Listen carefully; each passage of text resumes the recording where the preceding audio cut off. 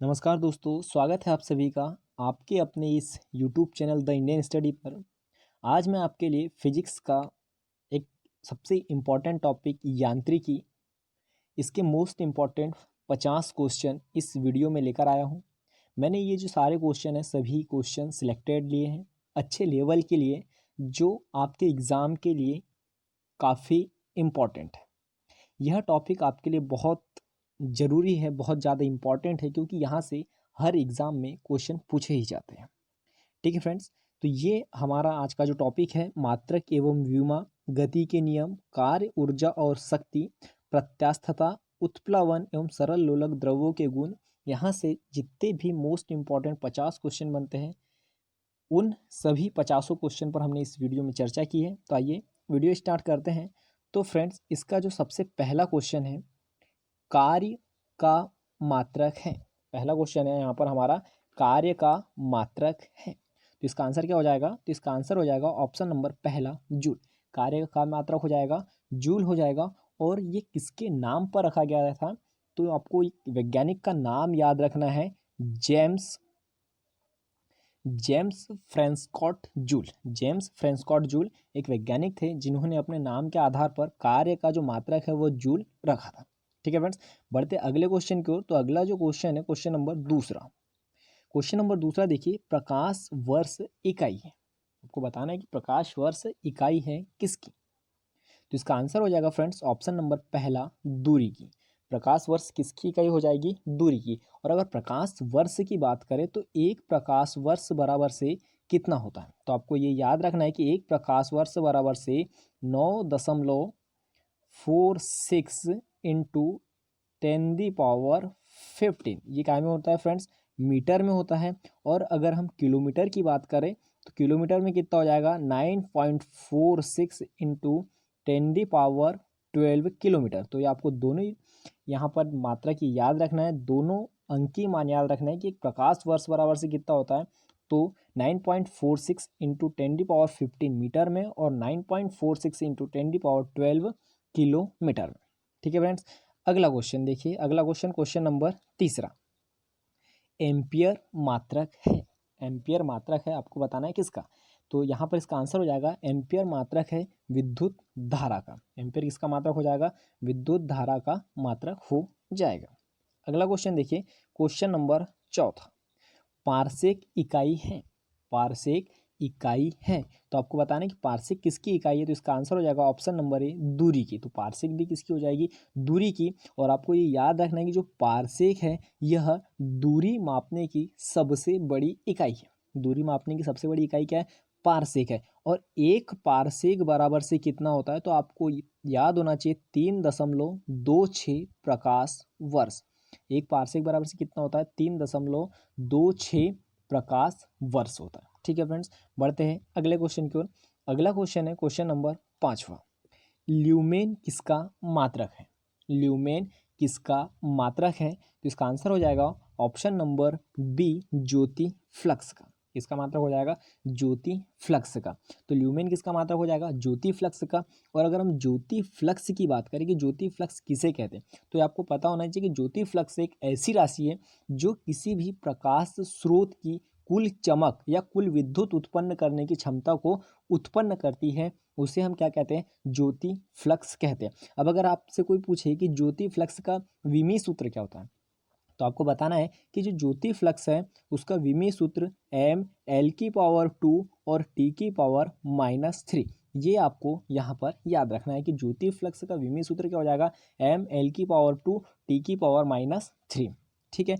और एक सबसे इम्पॉर्टेंट फैक्ट इससे ज्योति फ्लक्स से आपको याद रखना है कि इसे ही हम प्रकाश मिति शक्ति भी कहते हैं। प्रकाश मिति शक्ति भी कहते हैं, या तो फिर फोटोमेट्रिक पावर भी इसे ही हम कहते हैं, इसे ज्योति फ्लक्स को। बढ़ते हैं अगला क्वेश्चन की ओर। अगला क्वेश्चन देखिए, क्वेश्चन नंबर छठवां, क्यूरी किसकी इकाई है? क्यूरी किसकी इकाई है? तो यहाँ पर इसका आंसर हो जाएगा रेडियो एक्टिव धर्मिता की। ठीक है, क्यूरी किसकी इकाई हो जाएगी? तो रेडियो एक्टिव धर्मिता इसकी इकाई क्या हो जाएगी? क्यूरी हो जाएगी। अगला क्वेश्चन देखिए फ्रेंड्स। अगला क्वेश्चन है क्वेश्चन नंबर सातवां, दाब का मात्रक है। दाब का मात्रक है। तो इसका आंसर क्या हो जाएगा? पास्कल। दाब का मात्रक क्या हो जाएगा? पास्कल। तो ये आपको यहाँ पर याद रखना है। ठीक है फ्रेंड्स, आप इसे एक टेस्ट सीरीज की तरह भी लगा सकते हैं। आपसे जो क्वेश्चन नहीं बन रहे हैं, जो आपको नहीं पता है, उम्मीद करता हूँ कि इजी क्वेश्चन है सारे, तो इसके आंसर आप सभी को पता होंगे। लेकिन जिसके आंसर आपको पता नहीं है तो उसका स्क्रीनशॉट लेके रखिए, उसे आप बार बार देखते रहिए। ठीक है, तो देखिए क्वेश्चन नंबर 8वां कि कैंडेला किसका मात्रक है? कैंडेला किसका मात्रक है? आपके लिए ऑप्शन है ज्योति फ्लक्स का, ज्योति प्रभाव का, ज्योति दाब का या ज्योति तीव्रता का। तो जो कैंडेला है वो किसका मात्रक हो जाएगा? ज्योति तीव्रता का। ऑप्शन नंबर यहाँ पर आपका आंसर, सही आंसर क्या हो जाएगा? ऑप्शन नंबर डी कि कैंडेला किसका मात्रक होता है? तो ज्योति तीव्रता का। या आपसे ऐसा पूछा जा सकता है कि ज्योति तीव्रता मात्रक है किसका? कैंडेला का। ठीक है फ्रेंड, अब ज्योति तीव्रता होती क्या है? आपको ज्योति तीव्रता क्या है ये चीज़ें पता होना चाहिए। तो इसकी अगर परिभाषा पूछे आपसे तो आप क्या बताओगे कि ज्योति तीव्रता एक, अगर इसे हम कहें तो ये एक प्रकाश स्रोत की प्रदीपन क्षमता भी इसे कहते हैं। ठीक है, जो प्रकाश स्रोत है उसका प्रदीपन क्षमता भी इसे कहते हैं।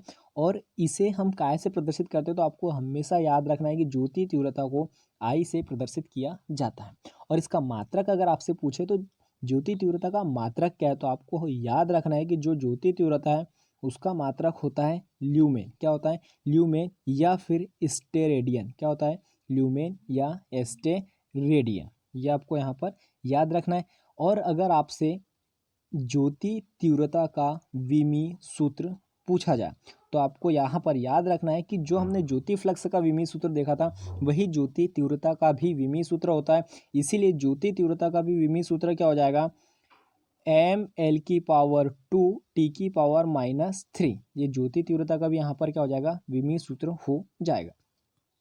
अगला क्वेश्चन है क्वेश्चन नंबर 9वां कि मात्रकों की अंतर्राष्ट्रीय पद्धति कब लागू की गई थी? मात्रकों की अंतर्राष्ट्रीय पद्धति कब लागू की गई थी? तो इसका आंसर हो जाएगा 1971 ईस्वी में। तो जो मात्रकों की अंतर्राष्ट्रीय पद्धति है वो कब से लागू हुई है? तो 1971 ईस्वी से लागू हुई है। अगला क्वेश्चन है क्वेश्चन नंबर 10वां। ठीक है फ्रेंड, क्वेश्चन नंबर 10वां है खाद्य ऊर्जा को हम किस इकाई में मापते हैं? खाद्य ऊर्जा को हम किस इकाई में मापते हैं? तो ये इजी क्वेश्चन है, इसका आंसर आप सभी को पता होगा। तो लगाइए आंसर जल्दी से कि खाद्य ऊर्जा को हम किस इकाई में मापते हैं। तो इसका आंसर क्या हो जाएगा? ऑप्शन नंबर है कैलोरी में। खाद्य ऊर्जा को हम किस इकाई में मापेंगे? तो कैलोरी में मापते हैं। ठीक है फ्रेंड्स, अगला क्वेश्चन है क्वेश्चन नंबर 11वां विद्युत धारा की इकाई है। विद्युत धारा की इकाई है तो विद्युत धारा किसकी इकाई हो जाएगी? तो एम्पियर की इकाई हो जाएगी। और इसे हम ए से डिनोट करते हैं और ऊपर हल्का सा सिंबल लगाते हैं। ठीक है, तो विद्युत धारा किसकी इकाई हो गई? एम्पियर की इकाई हो गई। ठीक है, अगला क्वेश्चन है क्वेश्चन नंबर 12वां एसआई पद्धति में लेंस की इकाई क्या है? एसआई पद्धति में लेंस की इकाई क्या है? तो इसका आंसर हो जाएगा ऑप्शन नंबर बी डायोप्टर। ठीक है, लेंस की इकाई क्या होती है? लेंस की शक्ति की इकाई क्या है? तो डायोप्टर है। और आपको यहाँ पर एक चीज़ याद रखना है कि जो लेंस है तो लेंस दो प्रकार के होते हैं, एक उत्तल लेंस और एक अवतल लेंस। तो जो दोनों लेंस है, एक उत्तल लेंस और एक अवतल लेंस, तो दोनों लेंस में जो डायोप्टर है वो अलग अलग होता है। ठीक है फ्रेंड, तो अगर पहले लेंस की अगर हम बात करें तो जो पहला लेंस होता है उत्तल लेंस।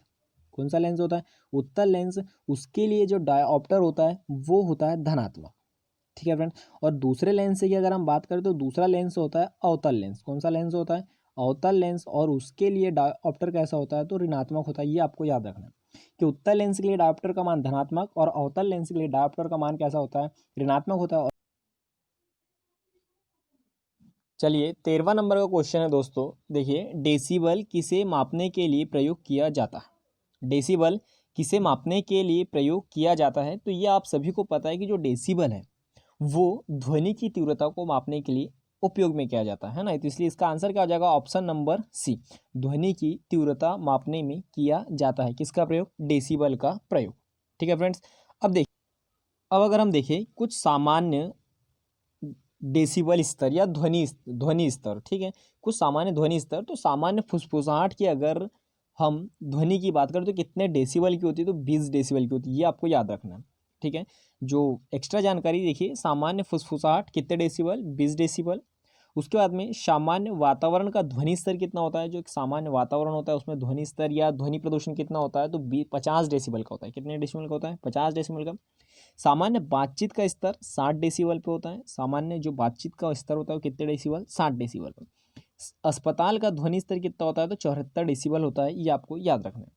अगर हम आगे बात करें तो रात में जो शादी वादी देखी होगी आपने, गए भी होगे बहुत, तो जो रात में बैंड बजाने का ध्वनि स्तर जो होता है, अगर बात करें रात में बैंड बजाने का ध्वनि स्तर, तो ये होता है 82 से 94 डेसिमल के बीच में होता है। कितने होता है? 82 से 94 डेसिमल के बीच में। मोटर कार, बस, मोटरसाइकिल, स्कूटर, ट्रक का ध्वनि स्तर 90 डेसिमल के आसपास में होता है, ये आपको याद रखना है। आगे अगर हम बात करें तो एक वायुयान की अगर बात करें तो वायुयान का ध्वनि स्तर कितना होता है, तो 120 से 140 डेसिबल होता है। वायुयान का ध्वनि स्तर कितना हो जाएगा? 120 से 140 डेसिबल। बिना साइलेंसर की मोटरसाइकिल का ध्वनि स्तर कितना होता है, तो 130 से 150 होता है। ठीक है, बिना साइलेंसर की मोटरसाइकिल ध्वनि स्तर कितना होता है, तो 130 से 150। और सायरन की ध्वनि का स्तर कितना होता है, तो 150 डेसिमल के पास होता है। ठीक है फ्रेंड, तो ये आपको याद रखना है। बढ़ते अगले क्वेश्चन की ओर। अगला क्वेश्चन है क्वेश्चन नंबर, तो जो 14वां क्वेश्चन है वो है एम्पियर मापने की इकाई। 14 नंबर का क्वेश्चन क्या हो जाएगा? एम्पियर मापने की इकाई। तो इसका आंसर क्या हो जाएगा? विद्युत धारा। विद्युत धारा जो मापने की इकाई है वो क्या है? एम्पियर, या एम्पियर से क्या मापा जाता है? तो विद्युत धारा मापी जाती है। अगला क्वेश्चन है क्वेश्चन नंबर 15वां। यंग प्रत्यास्थता गुणांक का एसआई मात्रक क्या होता है? यंग प्रत्यास्थता गुणांक का एसआई मात्रक क्या होता है? तो आपको ये याद रखना है, जो यंग प्रत्यास्थता होता है उस यंग प्रत्यास्थता गुणांक का एसआई मात्रक होता है न्यूटन मीटर प्रति वर्ग, यानी ऑप्शन नंबर सी आपका क्या हो जाएगा आंसर, न्यूटन मीटर प्रति वर्ग। ठीक है फ्रेंड्स, अगला क्वेश्चन है क्वेश्चन नंबर 16। देखिए थोड़ा अच्छा क्वेश्चन है कि निम्नलिखित युग्मों में से किस भौतिक राशि की समान विमीय सूत्र नहीं है? अगर आपको पता है तो ही आप निकाल सकते हैं इसमें कि जो 4 ऑप्शन दिए हैं इसमें से एक ऑप्शन ऐसा है जिसका समान विमीय सूत्र नहीं है, बाकी 3 ऑप्शन के समान विमीय सूत्र हैं। तो पहला ऑप्शन है आपके लिए बल एवं दाब, कार्य एवं ऊर्जा, तीसरा है आवेग एवं संवेग, और चौथा है भार और बल। तो इसका आंसर क्या हो जाएगा? ऑप्शन नंबर ए, बल एवं दाब। ये जो दो राशियां हैं इनके समान विमीय सूत्र नहीं है। अब जब इनके समान विमीय सूत्र नहीं है तो विमीय सूत्र है क्या? तो अगर बल की बात करें तो बल का अगर एसआई मात्रक की अगर हम बात करें तो जो एसआई मात्रक होता है वो होता है न्यूटन। क्या होता है? बल का एसआई मात्रक होता है न्यूटन। और अगर इसके हम विमीय सूत्र की बात करें, बल के विमीय सूत्र की बात करें, तो इसका विमीय सूत्र होता है एम एल टी की पावर -2। क्या होता है? एम एल टी की पावर -2। और हमेशा याद रखना बल एक सदिश राशि है। बल कैसी राशि है? सदिश राशि है। ठीक है फ्रेंड्स, वहीं अगर हम दाब की बात करें, किसकी बात करें? दाब की बात करें तो दाब का एसआई मात्रक क्या होता है? पास्कल होता है। क्या होता है? पास्कल। दाब का एसआई मात्रक होता है पास्कल। और इसके अगर विमीय सूत्र की बात करें तो एम की पावर 1, एल की पावर -1 और टी की पावर 2 होता है।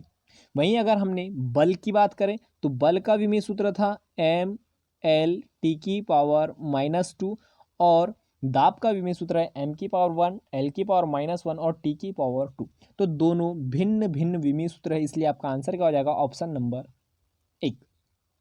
वहीं अगर हम दूसरे ऑप्शन की बात करें कार्य एवं ऊर्जा, तो कार्य का जो विमीय सूत्र होता है वो होता है एम की पावर 1, एल की पावर 2, टी की पावर -2, और यही ऊर्जा का भी विमीय सूत्र होता है। ठीक है फ्रेंड, बढ़ते अगले क्वेश्चन की ओर। तो अगला क्वेश्चन है क्वेश्चन नंबर 17। निम्नलिखित में से कौन सा एक वेक्टर मात्रक नहीं है?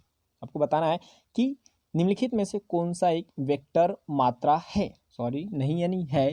तो आपको बताना है कि वेक्टर मतलब सदिश राशि कौन सी है। बल, चाल, ऊर्जा और तापमान में से आपको बताना है कि सदिश राशि कौन सी है। तो अभी हमने इसके पहले 16वें नंबर के क्वेश्चन पे चर्चा की थी कि बल जो है एक सदिश राशि है, और बल का एसआई मात्रक क्या होता है? न्यूटन होता है, और उसका विमीय सूत्र क्या होता है? एम एल टी की पावर -2। आपको बार बार रिपीट करना है जिससे आपको आसानी से याद हो जाए।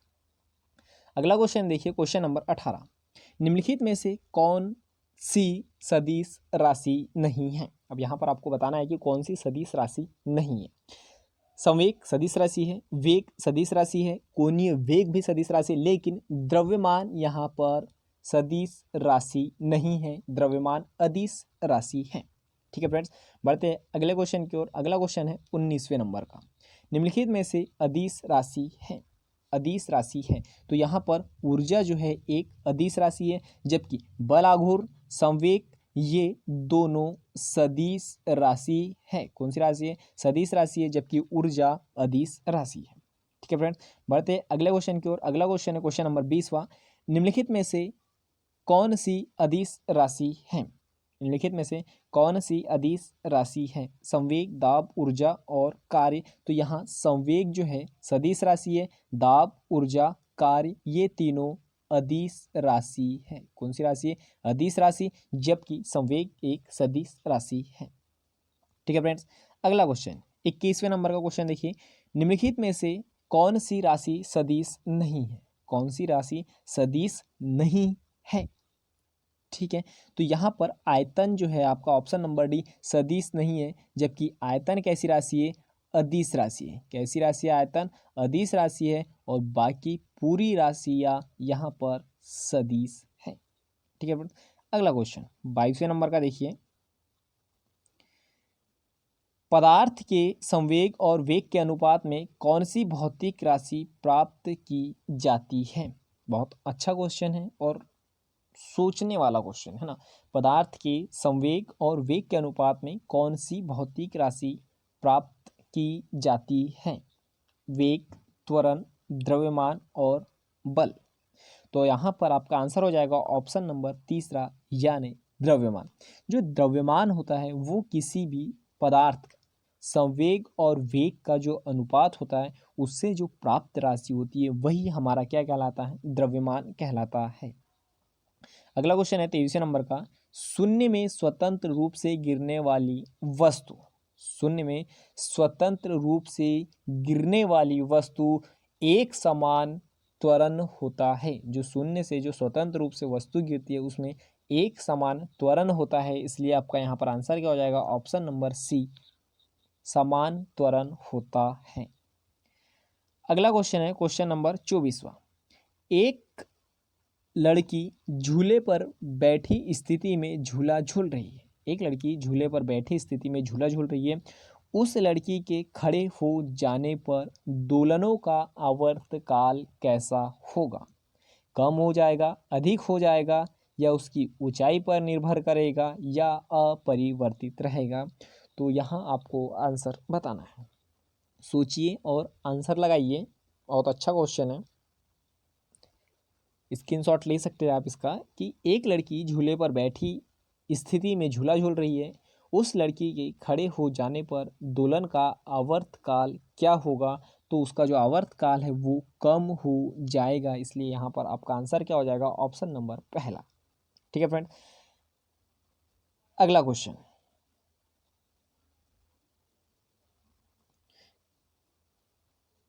25वें नंबर का क्वेश्चन है कि घूर्णन करती एक गोल मेज पर अचानक एक लड़का आकर बैठ जाता है। क्वेश्चन समझिएगा कि घूर्णन करती एक गोल मेज पर अचानक एक लड़का आकर बैठ जाता है।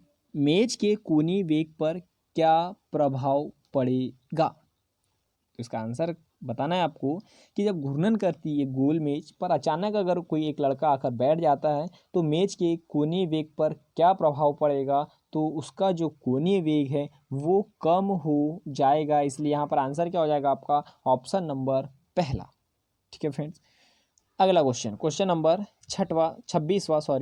यदि किसी वस्तु का वेग दोगुना कर दिया जाए,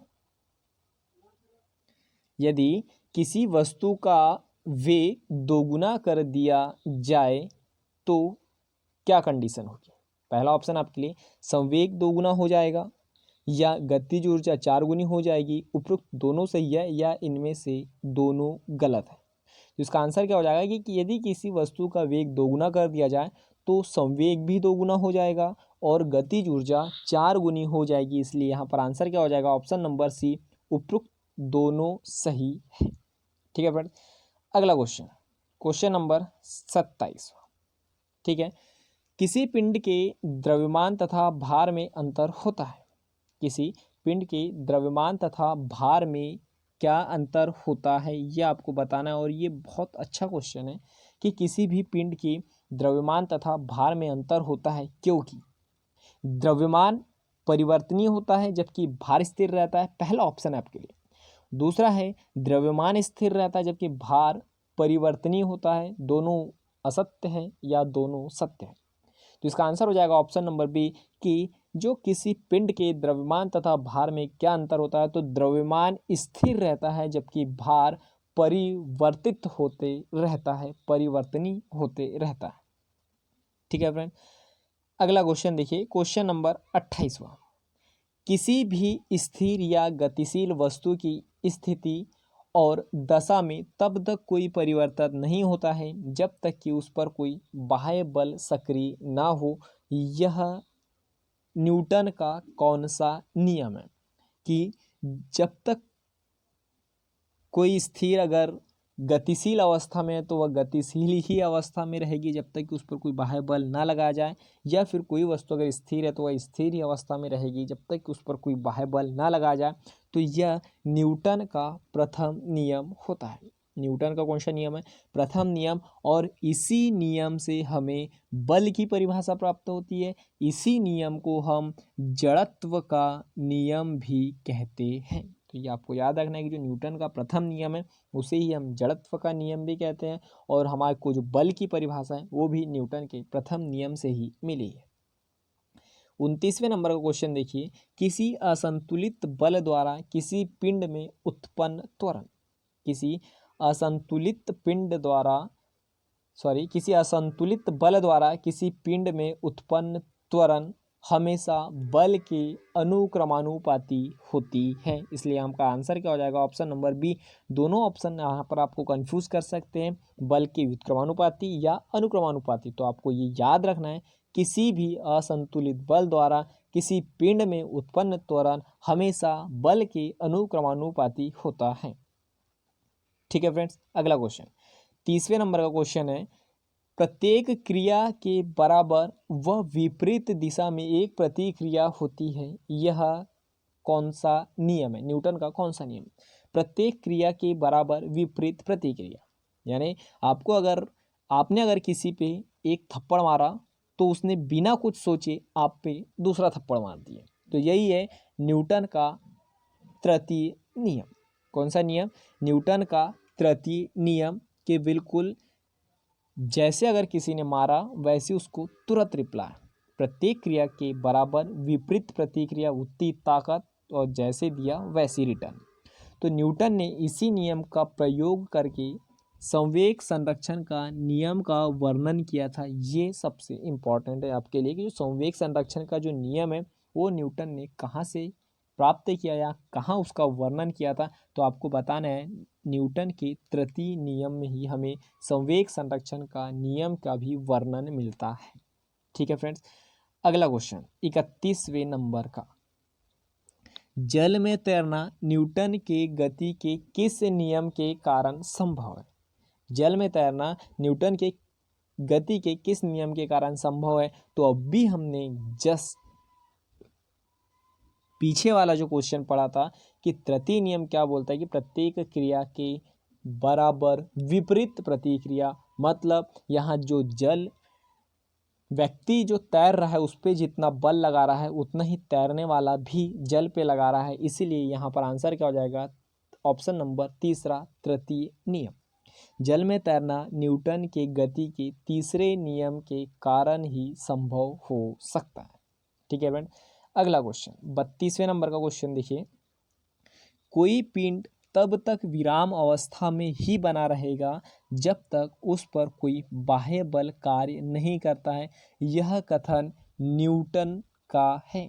जब तक कोई भी पिंड तब तक विराम अवस्था में ही बना रहेगा जब तक उस पर कोई बाह्य बल ना लगा दिया जाए या कोई बाह्य बल कार्य नहीं करता है। यह न्यूटन का कथन है।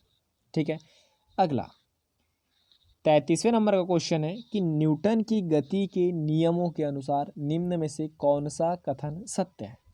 न्यूटन के गति के नियम अनुसार निम्न में से कौन सा कथन सत्य है? प्रथम नियम से बल की परिभाषा ज्ञात की जा सकती है।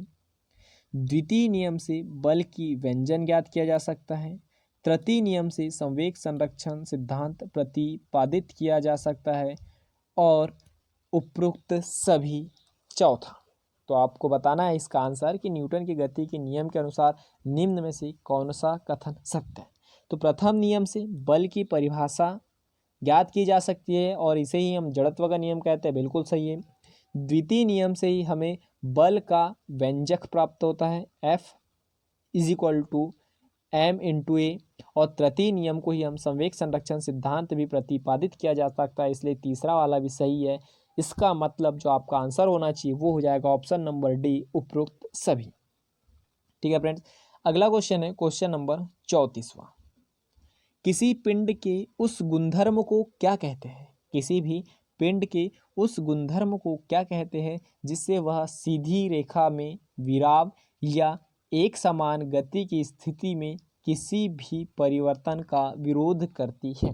थोड़ा बड़ा क्वेश्चन है, स्क्रीनशॉट लीजिए और रुक के आराम से पढ़िए। ठीक है फ्रेंड्स, कि किसी पिंड के उस गुणधर्म को क्या कहते हैं जिसे वह सीधी रेखा में विराम या एक समान गति की स्थिति में किसी भी परिवर्तन का विरोध करती है, तो इसे ही हम जड़त्व का नियम कहते हैं। इसलिए आपका आंसर क्या हो जाएगा? ऑप्शन नंबर दूसरा। ठीक है फ्रेंड्स, अगला क्वेश्चन, क्वेश्चन नंबर 35वां। न्यूटन के गति का प्रथम नियम कहलाता है। न्यूटन के गति का प्रथम नियम कहलाता है और आप सभी को इसका आंसर पता होना चाहिए और पता होगा भी। बहुत अच्छा क्वेश्चन है और रिपीटेड क्वेश्चन है, इस पर हम 2-3 बार अभी चर्चा कर चुके हैं। तो इसका आंसर आपको बताना है कि न्यूटन की गति का प्रथम नियम क्या कहलाता है। तो न्यूटन के गति का प्रथम नियम ही जड़त्व का नियम कहलाता है। एक बार फिर से समझिए, और इससे ही हमें बल की परिभाषा मिलती है। द्वितीय नियम जो होता है न्यूटन का, उससे हमें बल का व्यंजक प्राप्त होता है। और जो तृतीय नियम है न्यूटन का, उससे हमें संवेग संरक्षण जो नियम है उसका वर्णन हमें तृतीय नियम से मिलता है। ठीक है फ्रेंड्स, अगला क्वेश्चन है क्वेश्चन नंबर 36वां। गाड़ी खींचता हुआ जो घोड़ा है किस बल के कारण आगे बढ़ता है? गाड़ी खींचता हुआ घोड़ा किस बल के कारण आगे बढ़ता है? तो आपको पता होना चाहिए कि अगर आप चल भी रहे हो या टेक से चल रहे हो तो अपने पैरों जो पैर है तो उससे जो आप पृथ्वी पे जो बल लगा रहे हैं उसके वजह से होता है। तो यहाँ घोड़े की बात की है, इसका मतलब घोड़े द्वारा जो अपने पैरों से पृथ्वी पे जो आरोपित बल होता है उसी के कारण घोड़ा गाड़ी को खींचता है और आगे बढ़ता है। इसलिए यहाँ आपका आंसर क्या हो जाएगा? ऑप्शन नंबर तीसरा। 37वां क्वेश्चन देखिए, गतिशील वाहन के अचानक रुकते हुए यात्री सामने की ओर क्यों गिर पड़ता है? गतिशील वाहन के अचानक रुकते हुए यात्री सामने की ओर क्यों गिर पड़ता है? क्योंकि ऊपरी जो भाग होता है वो जड़त्व के कारण गतिशील ही अवस्था में रहता है और शरीर हमारा जो निचला भाग है वो रुक जाता है। इसका मतलब यहाँ आपका आंसर क्या हो जाएगा? Option number C. यात्री के शरीर का जो निचला भाग है वो रुका हुआ रहता है, लेकिन जो ऊपरी भाग है वो जड़त्व के कारण गतिशील ही अवस्था में रहता है। ठीक है फ्रेंड्स, अगला क्वेश्चन देखिए, क्वेश्चन नंबर 38वां। रॉकेट किस सिद्धांत पर कार्य करता है? रॉकेट किस सिद्धांत पर कार्य करता है? 10वीं में पढ़े हो, 11वीं में भी पढ़े हो और शायद 12वीं में भी पढ़े होगे, और अगर कॉलेज कंप्लीट हुआ होगा तो कॉलेज में भी आप पढ़ रहे होंगे कि रॉकेट किस सिद्धांत पर कार्य करता है। ऊर्जा संरक्षण, बर्नौली प्रमेय, एवोगैड्रो परिकल्पना या संवेग संरक्षण। तो आपको बताना है कि जो रॉकेट है वो संवेग संरक्षण के सिद्धांत पर कार्य करता है। इसलिए यहाँ का आपका आंसर क्या हो जाएगा? Option number D. अगला क्वेश्चन है 39वें नंबर का। क्रिकेट का खिलाड़ी तेजी से आती हुई बॉल को क्यों अपने हाथों को पीछे खींच कर पकड़ता है? क्रिकेट की जो बॉल होती है वो तेज़ी से आती है, लेकिन जब उसे खिलाड़ी पकड़ता है तो बॉल को पकड़ के हाथ पीछे की ओर खींचता है, क्यों? तो जो इसका आंसर है जो कि क्यों ऐसा होता है, तो बॉल होती है वो विश्राम की स्थिति में आ जाती है ना। तो इसलिए इसका आंसर क्या हो जाएगा? ऑप्शन नंबर ये, जिससे हमें चोट लगने का जो डर रहता है वो खत्म हो जाता है पीछे हाथ खींचने से। 40वें नंबर का है, निम्नलिखित में से किसका गुणनफल है? निम्नलिखित में से किसका गुणनफल है?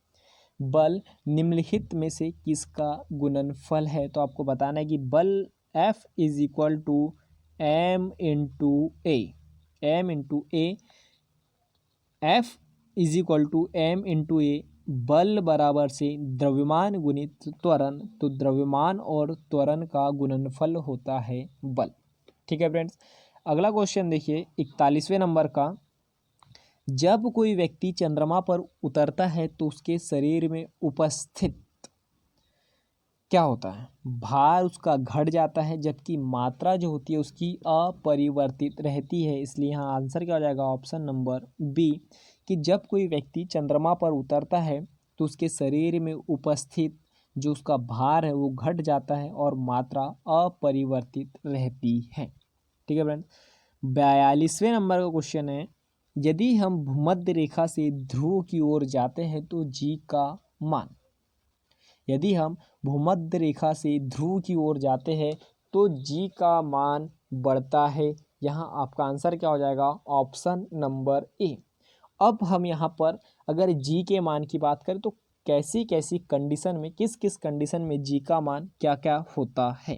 देखिए, जी के मान में परिवर्तन, पहला जो पॉइंट है कि पृथ्वी की सतह से ऊपर या नीचे जाने पर जी का मान घटता है। अब स्क्रीनशॉट लेके रख लीजिए कि पृथ्वी की सतह से ऊपर या नीचे जाने पर जी का मान घटता है।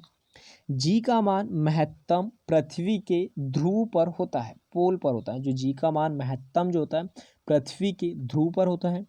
जी का मान न्यूनतम विषुवत रेखा पर होता है। जी का मान जो होता है न्यूनतम कहाँ होता है? विषुवत रेखा पर होता है। पृथ्वी की घूर्णन गति बढ़ने पर जी का मान कम हो जाता है। पृथ्वी की घूर्णन गति बढ़ने पर जी का मान कम हो जाता है और पृथ्वी की घूर्णन गति घटने पर जी का मान बढ़ जाता है। ये पॉइंट आपको यहाँ पर याद रखना है। अगला क्वेश्चन देखिए 43वें नंबर का क्वेश्चन है, शरीर का वजन, शरीर का वजन पृथ्वी की सतह पर सभी जगह एक समान होता है या ध्रुवों पर अधिकतम होता है, विषुवत रेखा पर अधिकतम होता है या मैदान की तुलना में पहाड़ी पर अधिक होता है? तो जो शरीर का जो वजन है वो ध्रुवों पर अधिक होता है। इसलिए यहाँ पर ऑप्शन नंबर आपका सेकंड सही आंसर है। ठीक है फ्रेंड, अगला क्वेश्चन है, पहाड़ी पर चढ़ता एक व्यक्ति आगे की ओर झुक जाता है, क्यों? क्योंकि उसको फिसलने की संभावना कम हो जाती है। इसलिए यहाँ पर आंसर क्या हो जाएगा आपका? ऑप्शन नंबर बी, फिसलने की संभावना कम हो जाए। 44 के बाद 45वें नंबर का क्वेश्चन, जाड़े की रातों में अत्यधिक ठंड पड़ने पर पानी का पाइप फट जाता है, क्यों? जाड़े के दिनों में या रातों में अत्यधिक ठंड पड़ने पर पानी का पाइप फट जाता है, क्यों? क्योंकि पानी जमने के बाद क्या हो जाता है? कठोर हो जाता है। इसी कठोरता के कारण उसका आयतन बढ़ जाता है और जो पाइप को तोड़ देता है। इसलिए यहाँ पर आंसर क्या हो जाएगा? ऑप्शन नंबर बी, कि जमने के बाद पानी कठोर हो जाता है और उसकी कठोरता पाइप को तोड़ देती है। अगला क्वेश्चन देखिए, क्वेश्चन नंबर 46वां, पानी से भरे डॉट वाली बोतल जमने पर टूट जाती है, क्यों? पानी से भरे डॉट वाली बोतल जमने पर टूट जाती है, क्यों? क्योंकि जमने पर जल का आयतन क्या होता है? बढ़ जाता है और वो कठोर हो जाता है। इसलिए यहाँ पर आंसर क्या हो जाएगा? Option number C. 47वें नंबर का क्वेश्चन है, एक बीकर में पानी पर बर्फ तर रही है, एक बीकर में पानी पर बर्फ तैर रही है। जब बर्फ पूर्णतः पिघल जाएगी तो बीकर में पानी का तल क्या होगा? तो पानी का तल हमेशा उतना ही रहेगा। ये आपको यहाँ पर याद रखना है कि जब भी पानी पर अगर बर्फ तैर रही है और वह अगर पिघल जाती है, घुल जाती है, तो बीकर में पानी का तल अपरिवर्तित रहेगा, यानी उतना का उतना ही रहेगा। अगला क्वेश्चन है 48वें नंबर का, जब किसी बोतल में पानी भरा जाता है और उसे जमने दिया जाता है तो बोतल टूट जाती है। ये क्वेश्चन यहाँ तीसरी बार रिपीट हो रहा है। ठीक है, क्यों ऐसा होता है? क्योंकि पानी कठोर हो जाता है और जमने पर वो फैलता है, उसका आयतन बढ़ जाता है। इसलिए यहाँ आंसर क्या हो जाएगा? Option number A. ठीक है फ्रेंड, 49वें नंबर का क्वेश्चन है, सड़क पर चलने की अपेक्षा बर्फ पर चलना कठिन है। सड़क पर चलने की अपेक्षा बर्फ पर चलना कठिन है, क्यों? ठीक है, तो यहाँ पर जो क्यों होता है ऐसा, क्योंकि जो बर्फ़ है और सड़क है, तो सड़क की अपेक्षा जो बर्फ़ है उसमें घर्षण कम होता है और सड़क में घर्षण अधिक होता है, जिससे हमें फिसलने का डर वहाँ ख़त्म हो जाता है सड़क पे। लेकिन बर्फ़ पे घर्षण कम होने की वजह से वहाँ पर व्यक्ति ज़्यादा फिसलते रहता है, इसलिए बर्फ़ पर चलना थोड़ा कठिन होता है। इसलिए यहाँ आंसर क्या हो जाएगा आपका? Option number D. ठीक है फ्रेंड, 50वें नंबर का क्वेश्चन है कि एक नदी में चलता हुआ जहाज समुद्र में आता है, तब जहाज का स्तर क्या होगा? तो जहाज जब नदी से समुद्र में जाता है तो जो उसका स्तर है थोड़ा सा उड़ जाता है। क्या हो जाता है? उड़ जाता है, थोड़ा ऊपर आ जाता है। इसलिए यहाँ पर आंसर क्या हो जाएगा? Option number B. ठीक है फ्रेंड्स, तो आज की इस वीडियो में दोस्त इतना ही।